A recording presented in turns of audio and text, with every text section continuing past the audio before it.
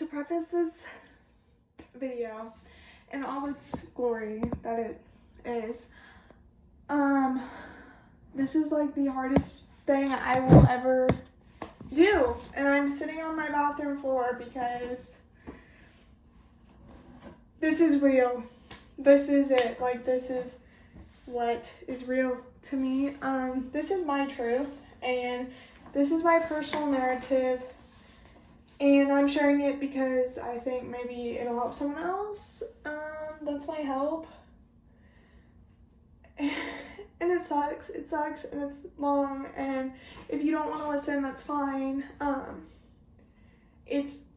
There's triggers in here that might really trigger someone, so there's that too, and just, yeah, but like, it's time for me to do this, so here it goes. Codependency, alcoholism, manipulation, words that spin around in my head every day. Every day I go on this emotional roller coaster of someone else's emotions. Because if the people around me are not happy, then why should I be? Spoken like a true codependent, am I right? I'm almost 20, and most days I don't know who I am without the relation to another person. And sure, to some extent, we are supposed to look unto other people to find out who and what we are, but not all our worth should be put in that person's opinion. We are looking to find a part of ourselves in. I'm going to be honest, it scares me to look in the mirror and question who I am according to me, especially after what has made me who I am. This sounds like a sad fact, but this is my truth. The first 4 years of my life were pretty good, at least the parts I was shown were good. My grandma told me in this time of my life I was obsessed with umbrellas, and that I must have known there were rainy days ahead. If some part of me knew, I wish I could tell her to hold on tight and use those umbrellas because I'm gonna need them. Maybe that's where my obsessive behavior started. But anyways, we lived in an old farmhouse, and life was happy and good. If that house was still standing, I could walk through it blindfolded. Every inch of that house is ingrained in my brain. I had my mom, my dad, and all my grandparents were still living. I was the first, so I was so spoiled, and I had everything I could ever ask for. I do not remember much of the day-to-day, but I was 4, so obviously I'm not going to. But overall, I remember it being a good time. Not for long, though. At 4, my dad's drinking and abusive behavior had become such a problem. My mom, my sister, and I moved in with my grandparents right down the road. My sister was only 6 months at the time, and therefore she would never have a relationship with her father. Not long after this, my farmhouse, my childhood went up in flames. I watched the house and my memories of childhood burn from the back porch of my grandparents' house. I watched the life my parents had worked so hard for quite literally burn in flames right in front of my eyes. I wanted to say this is where it all started, but I'm not 100% sure of that. It's hard to pick through and understand where it did. But anyways, fast forward to like 8 or 10. Up to this point, I had not been allowed to see my dad much since I was 4. My mom did not allow him to be around us girls because of his drinking, even though the courts said otherwise.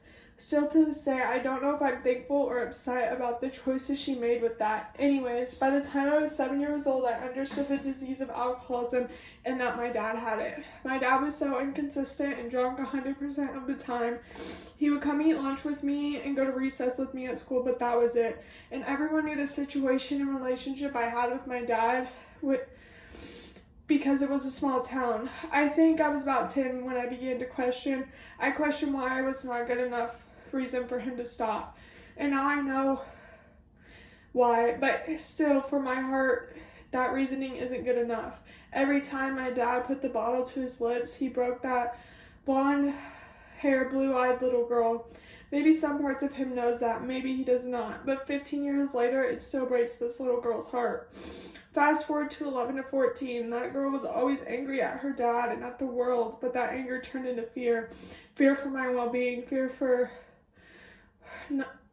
I would never make it out. I don't like to remember that time in my life. I guess that is exactly why I need to. When I was 10 or 11, my mom's ex-boyfriend walked into our lives. From the beginning, he wanted to act like dad, but I already had a dad. Even if that dad was not the dad I needed, he would always be my dad. We fought every day, day in and day out, until finally one day it broke. He was dragging me by my neck through the house and threw me into the wall. I don't know how long after, but not long after, he suggested to my mom that I go to the psych hospital. By this point, I had already done one outpatient treatment with them, but this time I would do inpatient. I had so many abandonment and attachment issues. My biggest fear was to be away from my mom and my grandparents. But she listened to him and made me stay inpatient. On the way to the hospital, I jumped out of a moving car into an attempt to take my own life. While I was in the hospital, I was put with 17 and 8-year-olds. I was 13. They were on drugs and had alcohol problems. That was my problem. Those were my triggers. The reason I was there. The effects of alcoholism had taken over my life at this point. I would say that, but in reality, they took over my heart and my soul. While I was in the hospital, it's quite a blur. To be honest, I don't remember much of anything besides the doctor couldn't speak English and shoved me with medications to keep me calm and from crying. He snowballed me at 13. And I would stay that way for a year until I refused my medication. My mom's ex left the picture and my ex walked in.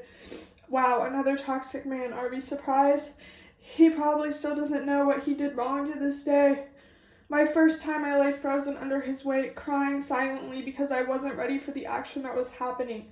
He never asked if what he was doing was okay. He just did. I finally found the strength to push him off, and he pretended like he couldn't see the tears in my eyes.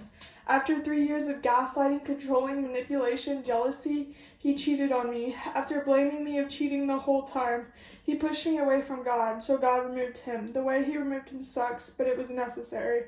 So there I was, broken, my last semester of high school. And the next year I lose my best friend, my purpose for life. I don't feel the need to go into depth about losing my grandma. I live with no regrets. I gave her all my love and treated her the best she possibly could have been in her last stages. But this is for you. You ruined so many future interactions and relationships for me.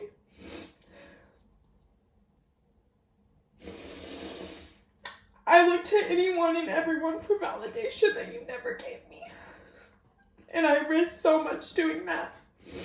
Every day I must fight the instinct that people are doing bad things to me. So let me defend myself before they can hurt me. I'm with someone who loves and cares about me, but because of what you did, I'm working through waking up every day with controlling and obsessive thoughts. I fight this every day. Every day I wake up and I feel like someone is betraying me because you betrayed me. I sit and scream at the walls because I cannot get these thoughts out of my head. With all that said, I've been saved. God saves me every day, always. He stood over me in the darkest night when I could not breathe and laid his hand on my back and said, "Breathe, my child." I found a group of people who cares about me and takes care of me. I have hope. I'm getting better and I pass it on. I pass on what I've learned in hopes for a better life for you.